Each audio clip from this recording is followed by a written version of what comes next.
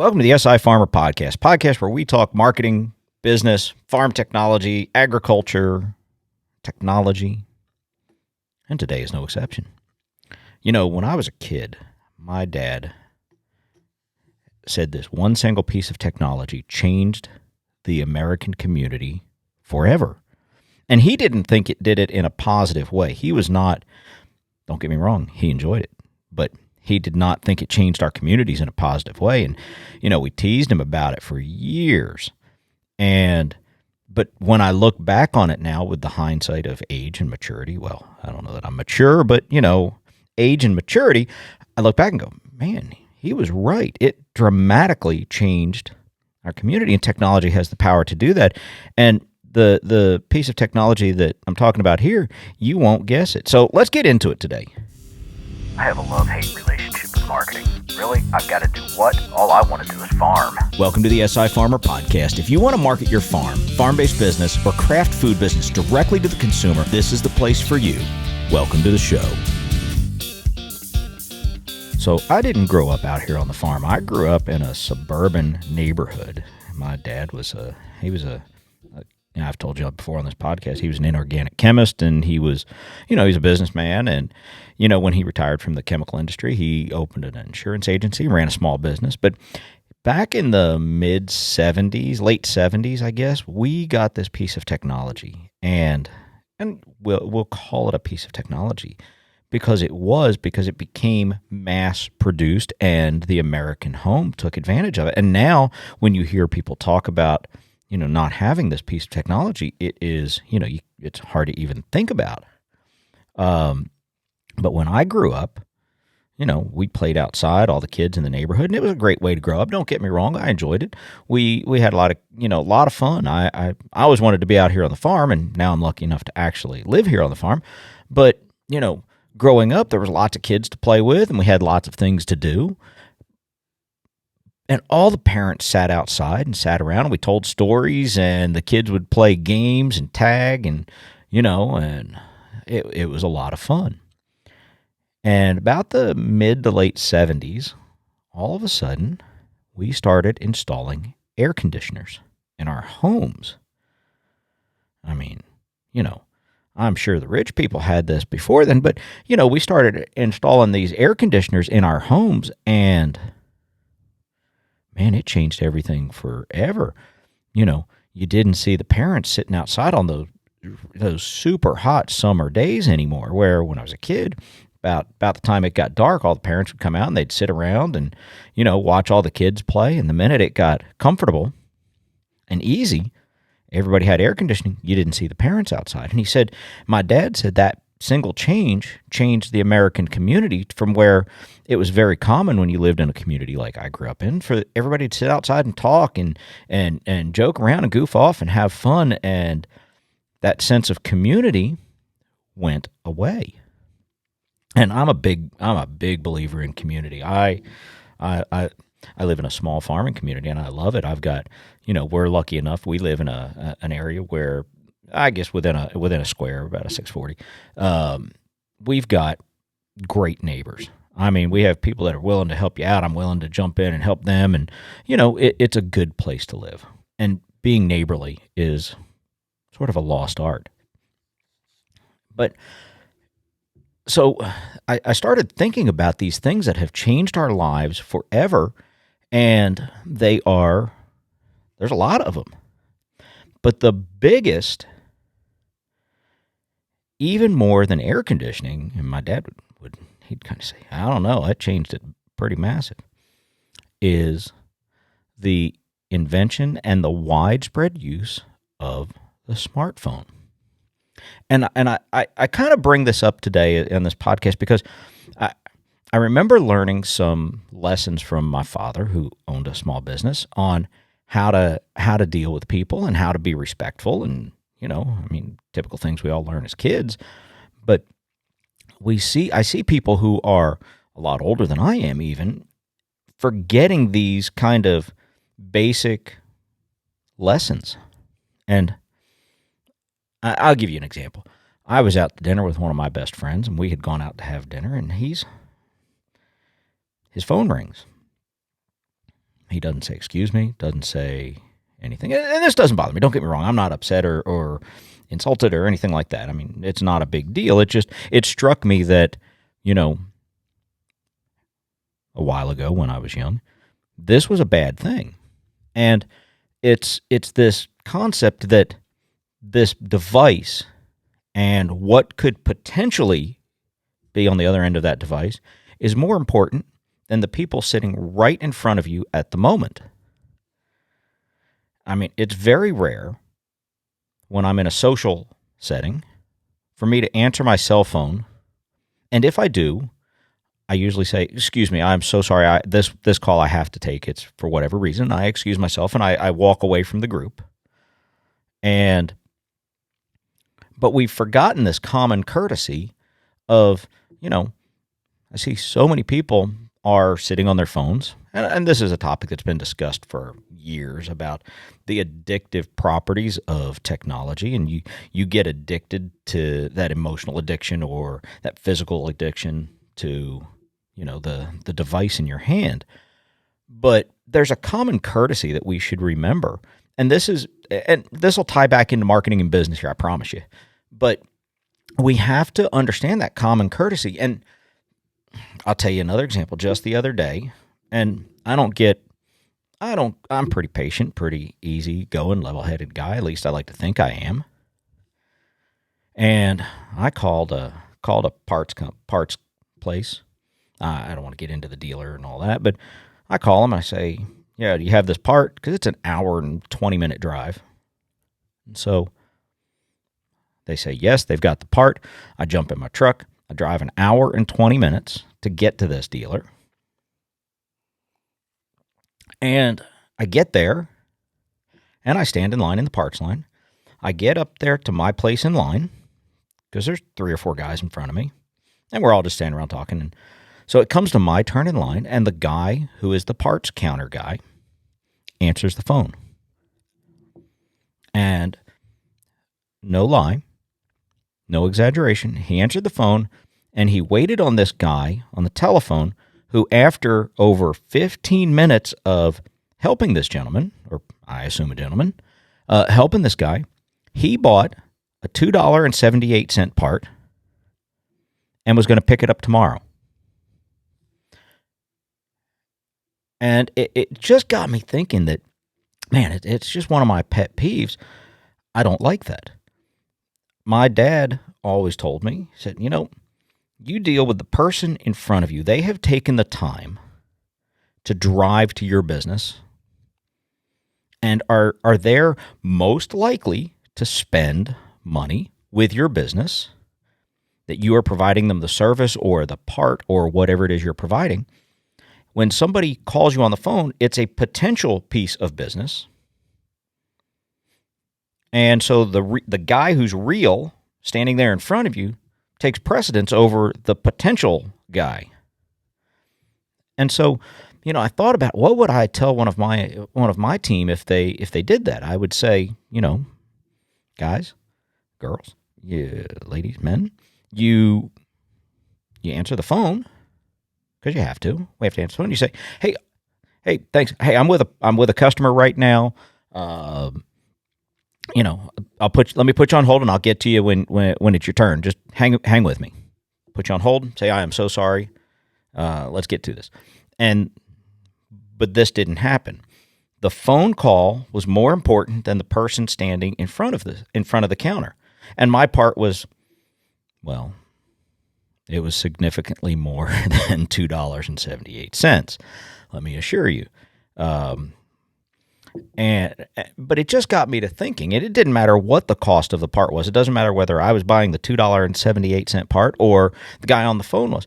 It was that if you're the business, the person who has driven an hour and 20 minutes has taken an effort to do business with you is now put in second place behind somebody who's a potential piece of business. They may be calling to find out if you've got a public restroom or what your hours of business are. It's okay to say, hey, I've got somebody at the counter right now. Let me put you on hold. I'll get with you in just a second. That's okay.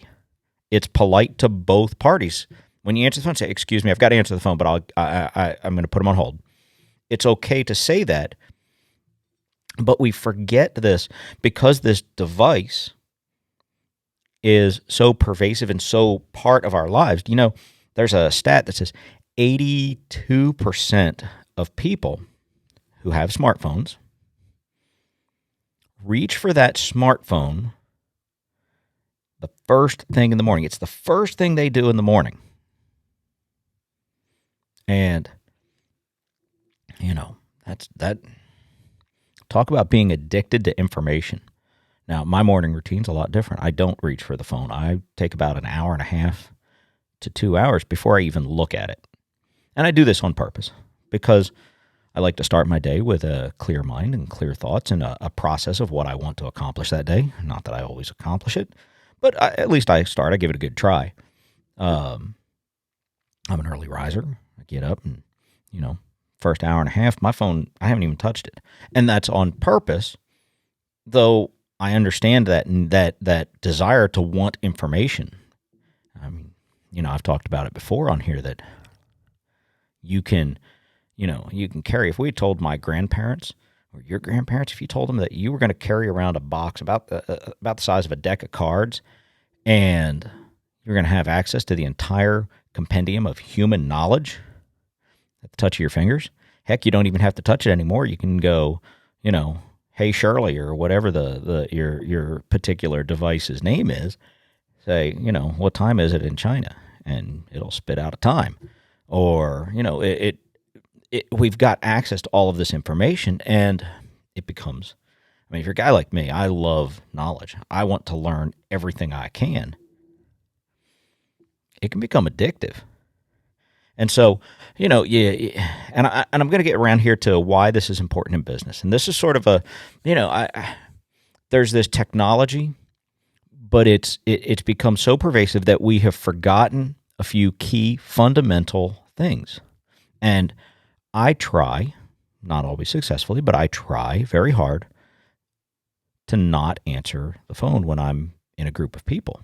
If I absolutely have to, there are times in business where, I get a call and I have to take it, or I feel that it's important to take it. And if the situation's okay, I'll excuse myself and I'll move on. Like I said before, I remember interviewing a young man for a position, and I took him out to lunch, and I'm interviewing him for a job, and he sat at lunch and checked his phone. Now, I purposely didn't even touch my phone, and my phone wasn't even with me. But this young man, who's a very, very good young man, but he checked his phone 3 or 4 times, answered the phone one time in the middle of an interview. And it's just that, and granted, this kid felt comfortable with me. He knew me for a while. But there's that, that feeling that what's on the other end of that box is more important than what's standing in front of you. And when we go to market and we go to talk about business, we need to be thinking about, you kind of there's an old paradigm about hierarchy. There's the hierarchy of needs, right? Need versus want. Well, in business, there's a hierarchy of importance. We have, if you've got a customer who spends $10,000 with you and a customer who spends $50, and you have to make a choice. You absolutely have to make a choice which call to answer. You're going to lose one of those calls. Well, you make a choice. I mean, it's an obvious choice. It's not the one you want to make, but you do. You answer the guy who's going to spend $10,000 with you, and you apologize and you call the guy back who's going to spend $50 with you. But there's also, in growing a business and doing that hierarchy of the person standing in front of you is the most important person at that moment. Now, you might feel that there's always going to be choices. Like I tell my kids in life, I know lots of people who believe life, the choices and the judgments we have to make in life, it's all black and white. And it's not. The life there are so many other colors than black and white in decisions that from, grays and blues and gray. We have to make decisions, and we have to make them sometimes very quickly in the moment. And we make mistakes, but understanding our hierarchy of importance is important. So, when you have somebody standing in front of you, that common courtesy to deal with them. Now, if you have to, it's okay to say, "Hey, excuse me. I've been waiting on this call for a month, for whatever." It's okay to say, "Excuse me," and then do something. It's not the ideal situation, but it does happen. And most people are but when you just take the call, you just told that person that what's on the other end of that box is more important than they are, and they took their time to drive and sit with you. Now, I said I'd get this back to marketing, and I will. We have to figure these things out for a lot of different platforms, and so there's this hierarchy that you have to build. But the thing that I wanted to get to is we have to learn that at the end of all of this technology that we deal with, and at the end of all of these boxes, call them the cell phones and the smartphones and the tablets and all of this stuff, at both ends, there's real people. And you'll hear me talk on this podcast. I'm sure we'll get into metrics and tracking and data analysis. I do lots of that. But at the end of all of those numbers, at the end of all of the algorithms that you hear about, are real people. And when we forget that there's real people at the end of that, and there's, we sort of lose touch. And I sort of try to keep this hierarchy of the person standing in front of me is the most important person at that moment. And I met a guy one time who was, when he talked to you, it was very, I'll tell you, it was very off-putting. I don't know what the right word to say. Kind of weird to deal with him. But when I look back on it, I think, the guy was, and I'm sure it was just his way of doing things. When he talked to you, he spoke only to you. There was nobody else. It was when you were talking to him, you felt like you were having a real conversation. You felt like, and honestly, he probably was very engaged in that moment. Now, once you lost his attention, and I knew him a little bit, and he would, so I was around him through several conversations and stuff.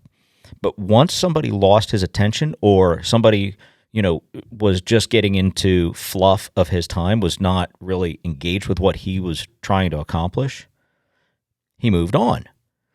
And you could not get his attention back unless you went through a process.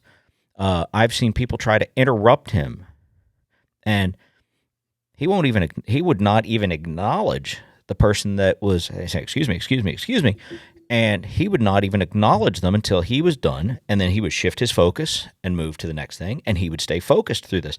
It was kind of interesting. I've never tried it. But in one way, it's kind of weird because you see this guy who won't talk to anybody. He just ignores you unless he's talking specifically to you. And then you are the only thing in that moment. So when we talk about marketing and we talk about all of these pieces, remember when you deal with people that you are dealing with people. When somebody comes into your place of business or your farm or they're talking to you, they're there. That box that's in your hand is not that important most of the time. Now, when you go to, let me just kind of bring this back a little bit. When you look at your phone to check the time, you think about all the things we do with our phone. You check the time. You use it as a flashlight. You use it as a telephone. You use it to communicate with people that are not next to you. You use it for information gathering. You use it for entertainment and playing games and taking pictures. It has become this one sort of ubiquitous item that we have.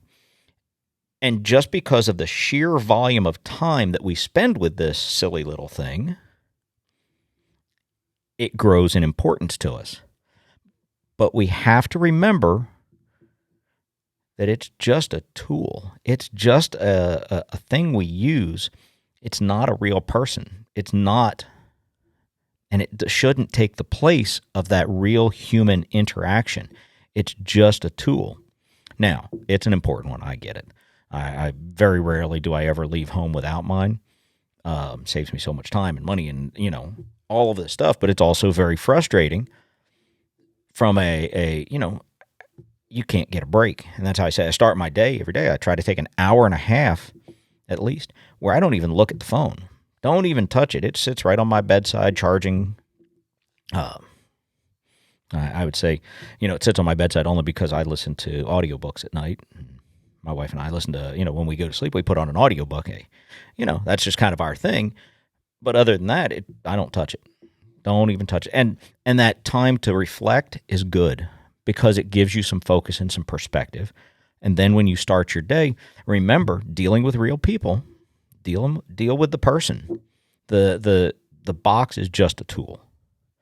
And so when you go through your day and you go through all of these things that we have to do, at the end of the day, we have to deal with real people and being respectful of their time, no matter what box you're using and no matter whether they are respectful of your time or not, we should be respectful of theirs because if nothing else, we set a great example. And, and again, the marketing side of this is understanding customers and understanding a priority and a hierarchy of how we do things and how we have to do things, and a little bit of what our grandparents taught us with just some common etiquette, some common courtesy is fantastic. You would be surprised how many people will give you a great review on your business just because you didn't answer the phone. You stayed talking to them and you dealt with them. And it's common courtesy, but it's such a lost art that you can win big points just for being courteous.